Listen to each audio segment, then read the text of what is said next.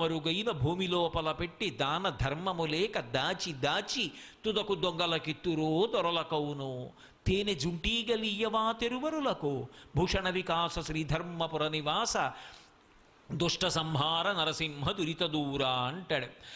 ఆ తేనె పట్టు కట్టినప్పుడు తేనెటీగలు ఎంతో కష్టపడి మైనం తెచ్చి చెట్టుకు పట్టు కట్టి అన్ని చోట్లకి వెళ్ళి ప్రతి పువ్వు మీద వాలి చుక్క చుక్క తేనె తీసుకొచ్చి గదులు నింపి మైనంతో మోస్తాయి. పట్టంతా తేనెతో నిండిందని తెలుసుకున్నవాడు ఒకడు చూసి గబగబా వచ్చి తేనె పట్టు కింద 4 ఎండాకులు 4 పచ్చాకులు వేసి అగ్నిహోత్రం వెలిగిస్తాడు. అందులోంచి వచ్చిన వేడికి పొగకి తేనెటీగలన్నీ దూరంగా పారిపోతాయి. వీడి చెట్టెక్కి పట్టు కిందకి దింపి పిండి అందులో ఉన్న తేనె తాగి వెళ్ళిపోతున్నాడు.